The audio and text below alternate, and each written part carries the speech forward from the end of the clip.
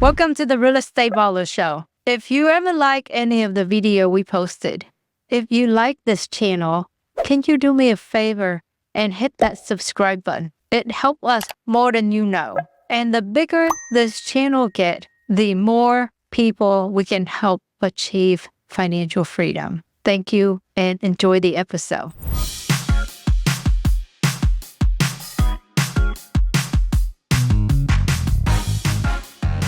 I'm sorry for this interruption. I've been asked a lot about passive investment, and I understand that there is nothing passive about being a landlord unless you can find a great property management company. So if you own an Airbnb, a vacation rental, or a short-term rental, and you are looking to free up your time, contact our team at Buzz Vacation Rentals at 281-549-8432 or check out our website at www.buzzvacationrentals.com. Thank you, and back to the Real Estate Baller Show. This episode is brought to you by Jet Lending. For over 20 years, Jet Lending has been helping real estate investors succeed. They offer 100% financing so you can be in at $0 at closing. I can always count on Jet Lending to fund my deals. If you're looking to fund your next deal, contact our friend over at jetlending.com. This episode is brought to you by National Real Estate Insurance Group, a national independent insurance agency specifically for real estate investors. I personally use NREIG for my investment properties. They offer a low monthly payment option to help you to lower your cash out of pocket when buying an investment property. If you're looking for insurance coverage for your flips or your rental, reach out to them. You can click on the link in the show descriptions, or you can reach out to Jules at 816-946-8443. Hey, Jon. Welcome back to the Real Estate Baller Show. You know, your last appearance was October 2021. Can you believe it? It's been a long time. A lot has changed. Yeah. So what's new, Jon? Personally, I'm a pilot now. I fly all over the place with my wife and kids, so that's fun. Professionally, business is still doing well. It's shifted some, just like everybody's has over the last few years with the changes just in the market, which, market shifts always happen. But we're still doing well. We're buying 4 to 5 deals a month and mainly flipping now instead of holding like we were a few years ago. But brief synopsis, that's the big changes. I've actually gotten out of most of our real estate buying business. I'm still involved somewhat, but I focus on our software that we created more than anything now. All right. I noticed that your background is not your typical office. So tell us where you at. We have a cabin in Southwest Colorado we go to a few times a year. You have to snowmobile up to it in the winter because the snow is too tall. But we come up then. We come up during the summer, and we came up last week and spent some time here and going back in a few days. So just enjoying life. How do you make that happen? Was it through real estate? All through real estate, yes. And by design. We have been very specific in making our business support the lifestyle we want. When we first really got into real estate full time, the big key was I needed freedom of time. Our kids had some health issues and had to fly to New York City quite often at that point from Oklahoma City. And, W-2 jobs kind of need you to be there most of the time. So taking that, we just expanded on it. Our kids don't have the major health issues anymore, really. But we've always made it a focus that we want to be able to travel. We want to be able to not be confined to our office. And we've made mistakes along the way, and there's been hiccups, but it's worked pretty well. This is our 3rd time here this summer. We spent a couple trips to Florida and going to Europe next month, too. All over the place. Are you flying your little plane to Europe? Just not this time. No, we flew to Iceland over for New Year's in our plane. Did we you? flew up to Okay. Canada, then Greenland and Iceland in our plane. But no, when we're going this time, we're going to fly commercial, save some time. Because you would have to stop for refuel, right? They can't, Yep. It won't make that whole trip, right? No, I'd have to stop in Canada, Greenland, Iceland, and then Scotland before getting over to main Europe. All right. So being a pilot, flying an airplane, how is that similar to real estate? A lot of focus? A lot of focus. And if you're not paying attention to the details, then you can really get in some trouble. things always change. Things are always shifting. The weather shifts when you're flying. You have your forecast, but it may shift. It may change a little bit, just like, if interest rates go up or down, or if there's a large layoff or whatever the case is. Things can affect real estate. So you have to be in tune with what's going on right at that moment, and also paying attention to what's coming up. And very detail-oriented in both situations. They're very, very similar. Jon, I know your wife is involved with your real estate business. What about your children? Are they also involved? No, they're not. They're young enough that they don't see the fun in it yet. One of our daughters used to go out to the properties with us when we were rehabbing them and kind of help Amy design them and stuff. But she's a teenager and she's too cool for that now. My daughter's getting close, so we'll see. I hope How old is she's she not. now? She's 11, and so she's not quite to that teenager. She hadn't shown any sign of being a rebellious teenager yet, but all that could change overnight. Yep. Okay, so last time when you were here, we talked about real estate. You guys were doing really big operations. You were, on the up. So today, the market obviously changed. Like you said earlier, it's the cycle of the business, right? You have up and down. What does it look like in your operation, your house buying business? How do you stay relevant? Because I consider you a seasoned investor and an experienced business owner now, meaning you got a lot of battle scars, right? Mm-hmm. So tell us this year, how has this year been for you? What's your business like today? Yeah, our business has changed quite a bit. I believe last time we spoke, we were doing 20 deals, maybe 25 deals a month. And we had a large operation going. And one day I just was telling Amy, I was like, I'm tired of this. I don't like coming into work. We'd gotten away from that focus of what we were working for. We just were into the bigger, better. And so we scaled back. Our team now is 7 or 8 people. And, when interest rates went up, it made it a little bit harder to hold properties. And they just didn't pencil in for us. They pencil in for others. So occasionally we'll wholesale things to people who want to hold properties.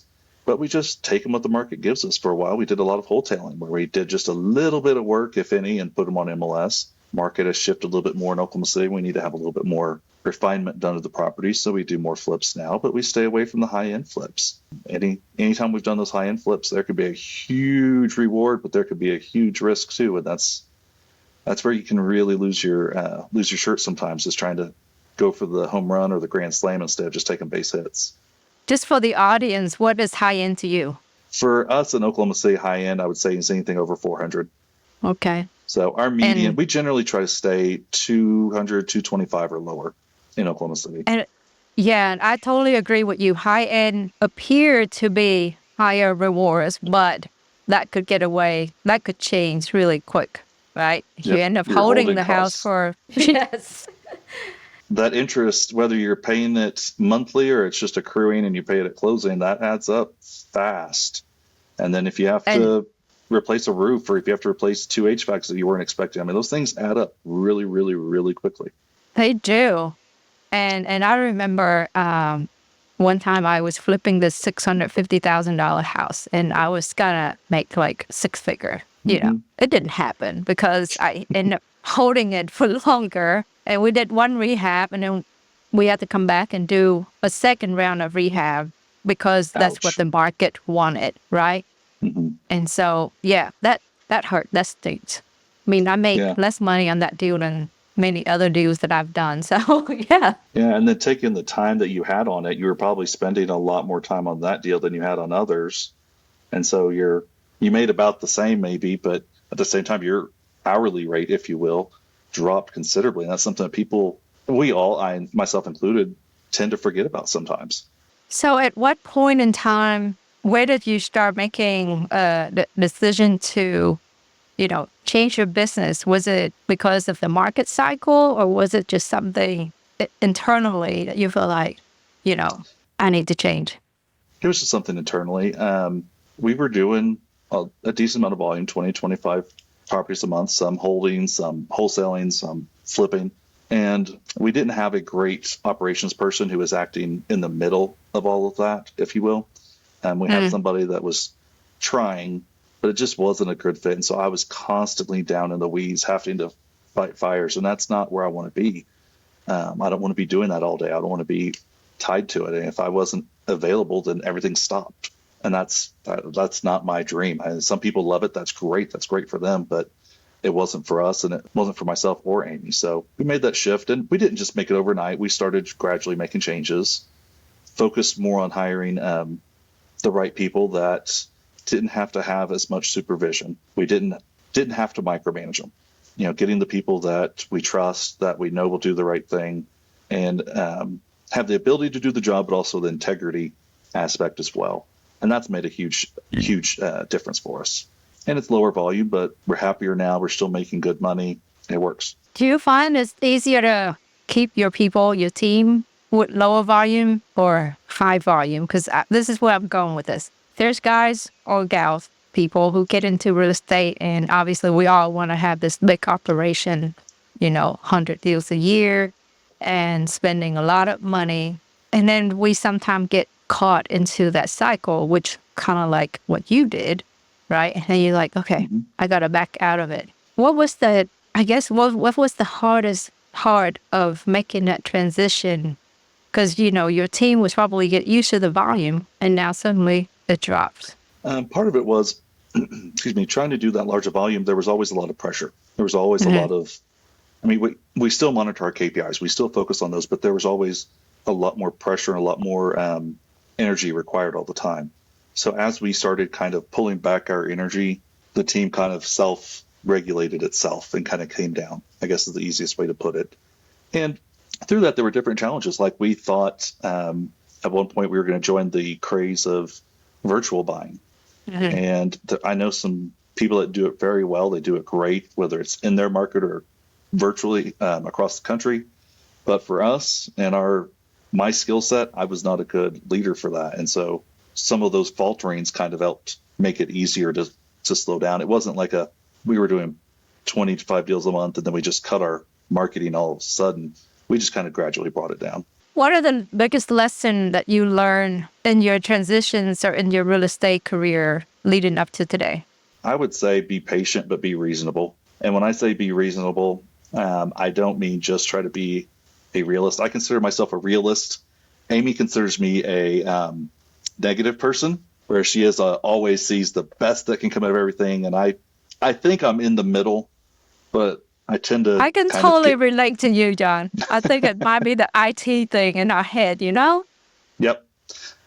So being realistic about what can happen, and positive and negative, and then just being patient. A lot of people make real quick knee-jerk decisions, whether it's cutting a marketing channel or adding a marketing channel or adjusting their buy box to this or that. You have to give things time.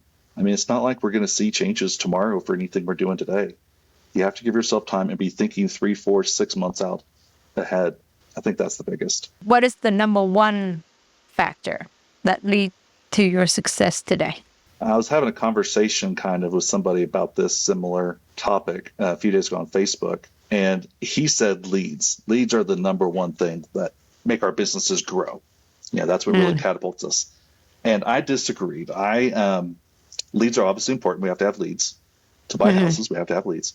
But being very systematic, and when I say that, I don't mean to a crazy level, but to be successful in this business, especially if you're going to have a team of any size, having repeatable processes will give you repeatable results. And when things change, you can look at it, make changes wherever they need to be, and then see where you go. If you're flying by the seat of your pants all the time, who knows what's going to happen? Do you know if you're going to make money? Do you know if you're not going to make money? You could have two virtually identical deals 2 months apart and do completely different things with them. So as things change, you don't know what you need to change, what you don't need to. So for me, it's getting ourselves organized and following processes and then holding our team accountable to those processes. Does that make sense? It does. And I think it's so important. And I think we should maybe even take a deeper dive into the system and process, right? Because we all know that to have a successful business, you need to have system, you need to have process. But what does that really mean? Like, how do you even go about starting a process? That's a great question. What I tell people is write down what you're doing now in chunks, not get down into nitty gritty. Just, okay, let's say you get a lead and you're going to go buy the house. What are the big steps that you do? You run your comps. You evaluate the neighborhood.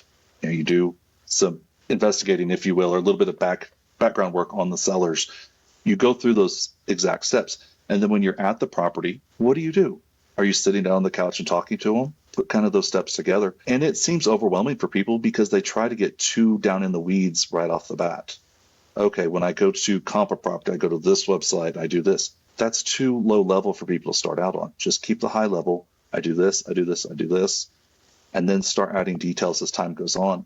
And it's a lot easier that way. There's lots of tools that people use now online that help visualize things.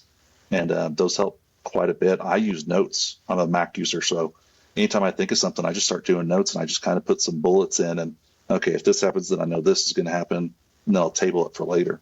Well, so congratulations. You build a team, you put your system and process in place. You have good people, system process people in place that allow you to be in your cabin, Yep. and fly all over the world with your family. Where else do you spend your time these days? Aside from that, it's on Pete, our software. I originally started making it just because I didn't like the software that I was provided by a company I was affiliated with. Didn't fit my needs. And I started just making it myself. I have an IT background, development background, so it kind of made sense. And I was adamant I did not want to sell it. I didn't want anybody else to use it. I wanted it to be mine. I could make it work the way I wanted to. And after enough time of people asking for it and Amy's suggestion that we make it available, we decided to make it available. And now that's where I spend most of my time, whether it's working with users and getting feedback from them or working through issues with them if they've got some, or training their team. That's where I spend most of my time now. It's in Pete. Tell us more about Pete. Is it okay? Yeah. I don't even like to make the comparison, but I think that maybe many people are familiar with like Podio, right? Podio's big in CRM. Yep. I don't know who else uses Salesforce out there. Yeah. HubSpot. We've used HubSpot. So what is your software like? What does it fall? Gotcha. It was made specifically for real estate investors. So there's a lot of niche things in it that cater specifically to us. And one of the things that we did differently when we made Pete, it's a CRM at its core, but it's more than just a CRM. Like the phone system's actually embedded into it. We're not having to rely on a Zap moving something somewhere else. But so once the lead comes in, really the property is the focus of our businesses. Whether it's, we're wholesaling it, or we're going to buy and hold it, or we're going to flip it, or hotel, whatever, the property is the focus. The seller's the focus at the beginning in a phase or two phases, the lead and purchase. But Pete focuses on the property all the way through. So things like notes, you don't lose after you get a purchase contract and you move over to another task management software. A lot of people use Asana. We don't have to use Asana anymore. Everything is right there in Pete for them. All of our file management is there. So easy example of somebody texting pictures to us, instead of having to go to CallRail or another phone system and download the pictures and upload them over here, do this, that. They're just right there. They are accessible via our screen immediately. So keeping everything very together. I forgot where I was going with that. I'm sorry. No, that sounds amazing. Because, you're right. Because I have issues with software, CRM that we've tried use in the past, and for that same reason. So you get the lead coming in, they heavy on the seller lead management, but they lack the focus on we did have to use Asana for okay, we're under contract, now what? Yep. The CRM doesn't do that. Right. And so that was one of the frustrations I had. And a lot of people said, well, just use Zapier. And Zapier can do some great things, but it's not perfect. So for instance, if we get a property under contract and the disposition strategy is a flip, once we adjust the status in Pete, it automatically knows what tasks to be created next. Whereas on a wholesale, it may be a different set of tasks. We can have that kind of logic in Pete to handle that automatically. And then we split the property up into phases. So you've got your lead phase, your purchase, rehab, sale, rental, and sold. And all of those are a little bit different. They have a little bit of different focus. So we can have certain things happen when you move something into, let's say, follow-up in lead status, but something completely different when it's in rehab, pending pictures status. Hey, it's done. Let's go ahead and get these pictures done. So it's a lot less work of everybody overall. They're just in one system. It makes it nice if you're training somebody, because instead of training somebody on 6, 7, 8 different systems, it's all in one. There's a lot less steps. Yes. And even simple things as you said, the phone, right? Having a phone that work with the CRM. Mm-hmm. Like CallRail. And in order for CallRail to connect, you got to have a third-party software because every Yep. CRM connects to a different phone. And it's very glitchy. It is. And what's a lot of what I've learned throughout the process of developing Pete is it would make you very frustrated to hear when you think about the problems that we have in connecting different softwares. It's like, oh my goodness, if these people would just think a little bit outside the box, this could be so much easier. And that's what we did. And we made it, and we love it. It's where I spend most of my time. So all of the years of you using different software and going through your own experience of buying and selling real estate, I think that's really helped with this software. It's helped quite a bit because a lot of softwares you can tell are built by software engineers. They're designed by software engineers. And you're like, nobody in their right mind would do this, then this, and this. And an engineer goes, well, that makes logical sense. Okay, they're right, but humans don't always go that way. There's a certain way that we'll do things, And so having that insight has helped quite a bit. And I can't take credit for everything in Pete. I mean, we get feedback from our users constantly, and we're always evaluating whether this would be beneficial for other people or not. And if so, okay, let's put it on the table to implement. If not, could this make sense for some? Could we make some sort of option or not? And very, very user focused. But Amy's been a huge help in it as well, especially from the user side, because there's times that I would get in and have something prototyped, and she'd be like, no, you're making this way too difficult. Okay, let's go back to the drawing board. You guys complement each other. Yes, we do. Okay, so is this software available for the public? Yes, it is. It's available at thepete.io, and we have different plans for different people of different sizes. I mean, we've got a plan that starts at $49 a month, and then we have people that are paying a base of $1,000 a month because they have a lot of users and more minutes. It just varies for whatever their size is and what they need. We didn't want to dedicate ourselves just to newbies that are going to outgrow the system and then they're in a bad spot. But we also didn't want to cater to just large operations because there's lots of small operations like mine that need good systems and processes behind them that can benefit from it. Because I think you have been around long enough. You and I can both agree that having an important CRM is really, really important to the business. It is, and being able to trust the information that's in it is huge. I mean, for instance, some of the things we can do in Pete, we added, you can put in your marketing spend and you can forecast your marketing spend. So you can, within Pete, just have your cost per lead based on campaign or your cost per contract, your cost per acquisition, all of that right there. So you're not having to go in and do other things. A lot of times people have their teams filling out Google Sheets for their KPIs, reporting them every day. There is a case to be made for the mental aspect of somebody having to actually say, I made this many calls, this many offers. But as far as the time that it takes, at one point I found out that our employees, a couple of them, were spending 30 minutes throughout the day, split up, tracking their KPIs, making sure that they knew how many web leads, how many phone calls, text, incoming. I was like, I'm paying you 30 minutes a day for something the computer should already know? That's ridiculous. Yeah. So they're all in there. We can view our KPIs real time, anytime. People can go in and pull them. And we focus on them. We have to report them every week, but I don't make my employees spend my money calculating them. What are the KPIs that you focus on? Depends on the section. On our wholesaling or on our advertising side, number of leads to appointment, cost per contract, the typical ones that everybody has. But we start tracking our return on ad spend, the ROAS, which is a keyword now that a lot of people are tracking. It makes sense. The more money you may have, you may be making $100,000 on this specific marketing channel, but if you're spending $90,000 on it, your net's only 10. Well, if you're spending $10,000 on something and making 50, you may look at that channel's where to grow. So we're looking at ROAS as well now. On our lead management side, we track the number of phone calls in and out, the number of text messages in and out, as well as total talk time and then average talk time, because you'll find there's a correlation on how long your lead manager or your office manager is talking to people. When those leads come in, you'll see a correlation with how many contracts you're getting. If they're just getting off the phone in a minute and a half every time, you're not building any rapport. And then on our rehabs, how many do we have in progress? What phases are they in? Are they behind schedule? Are they ahead of schedule? Are they on budget? Are they not on budget? For our sales, biggest thing is how many are on market, what's our days on market.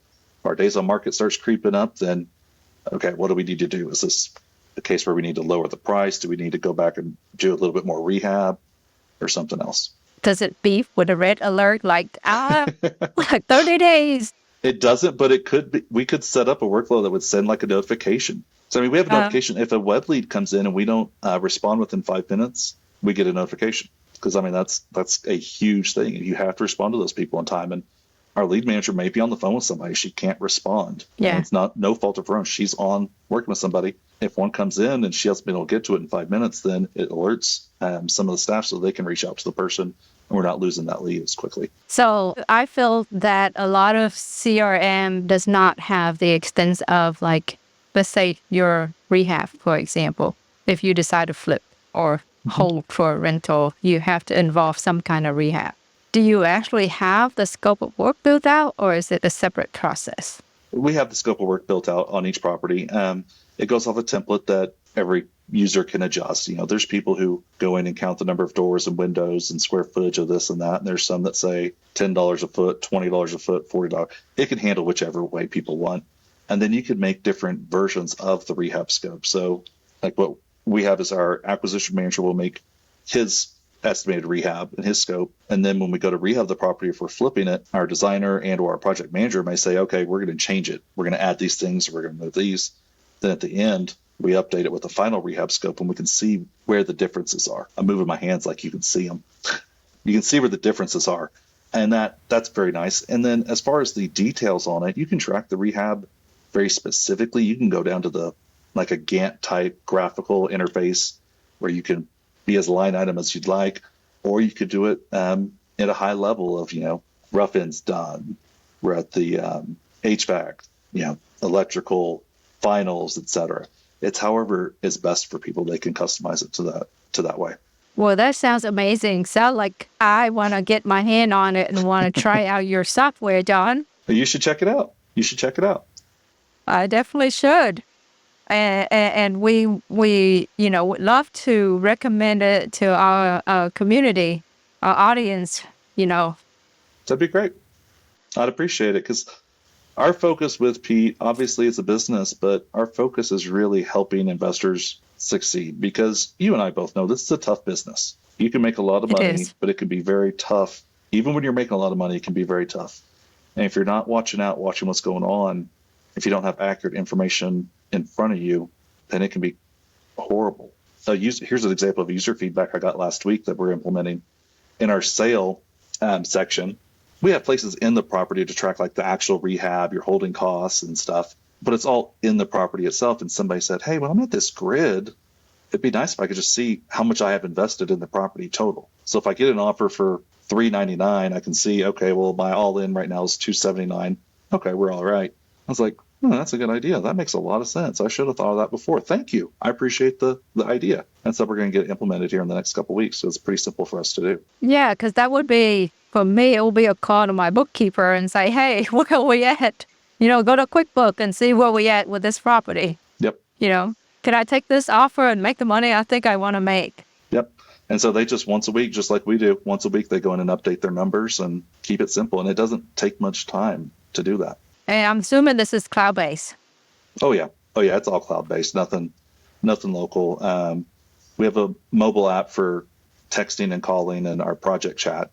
I forgot about that in our project chat. You can take pictures. You can see it in the mobile app, and you can have your contractor in there, for example. And you could, if you're walking a property, like, hey, what is wrong with this? You can take a picture of it, circle it, point an arrow at it, send it, and then they get a notification that there's a message for them about it. And so you can have communication with your contractors throughout the process as well.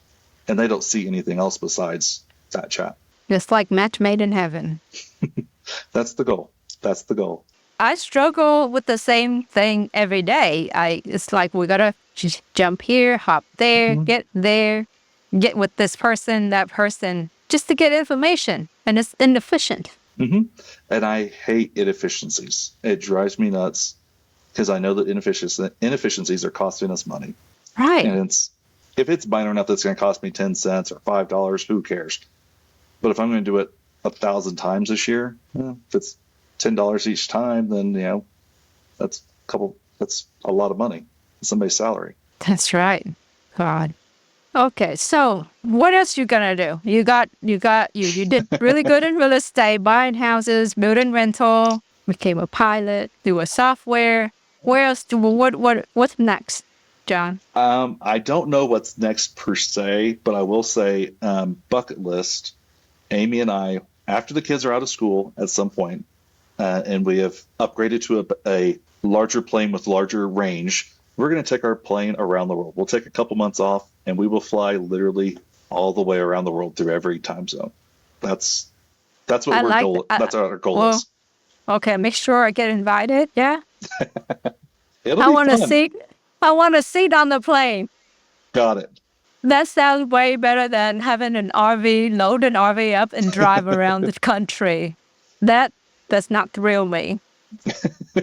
They both could be fun and a lot of experience. And I love traveling. I want to see the world. I've seen a lot of it. I've been to, I think, almost 20 countries. But that's an experience that very, very, very few people have. And we're aiming for it. That sounds amazing. All righty. What does today's Jon, what advice do you have for your 18-year-old Jon? Oh, goodness. Definitely still going to the Marine Corps, because joining the Marine Corps when I was 19 was a huge thing for me, and it was probably the best decision I've ever made. Aside from that, enjoy your early 20s, but be a little bit smarter about things. Be a little bit less quick to make decisions. And my nugget for real estate happened when I was 17, and I didn't act on it till I was around 30. So act on that a lot sooner, because I could be a lot further along than I am now if I would have started in my early 20s or even mid 20s. Yeah, I've not talked to any one single person that say, I wish I started real estate later. No, because there's ups and downs, but overall it continues to go up and inflation goes up. And, what we're paying for it now is less than what it was before, if you consider inflation. So the earlier you get into it and make that step, the better you can end up. You said Marine Corps, and I'm asking these questions because I'm looking at my daughter signing her up for ROTC. Mm-hmm. What is it about? What did you learn, or what did you take away from the Marine Corps that you feel that is really valuable for you today? Discipline, processes, and understanding your role. You can be a leader even if you're not the one in charge, even if you're not the person at the very top. I mean, you can still be a leader. And so understanding your role is huge, because in any organization, it takes everybody doing the right things for it to succeed. And it takes discipline to do that. And I needed discipline. I needed a path. I was out having way too much fun, and I needed that. You look like it, Jon. You look like those guys. Just know how to have fun. Oh, yeah. Those stories are not appropriate for a podcast. Maybe that's on the plane ride to, somewhere. I share them in the plane. That's fine. All right. So besides flying around the world, what are your other hobbies? Hanging out with my kids. We started taking up golf. So Amy and I started trying to play golf late last year. Now 2 of our kids are starting to play with us. We're actually going to go play tomorrow. And it's fun, but playing with them is a lot of fun, because my son just turned 13. The daughter that plays is 14. And, seeing their growth in there may sound bad at the surface, but seeing them struggle at something and then push through and get better at it is really, really cool to see, especially if I can help them just a little bit. Aside from that, I'm pretty boring. I like to see different places. I like to relax and go golf. I'm not sure I would use the word boring to describe you. Anything but. Okay, one more time. How does the audience get in touch with you and give us that website to your software, your CRM again? Yep. You can get to Pete's website at thepete.io, and they can reach out to me on Instagram or Facebook. I'm the Flipping IT Guy. I enjoyed visiting with Jon again today. And my biggest takeaway is to have system in place, whether your business is big or small. Always have system in place. By the way, don't forget to like, subscribe, and share this episode with a friend. It truly, truly helps us to get our content out to more people like you. Thank you for joining us, and see you in the next episode.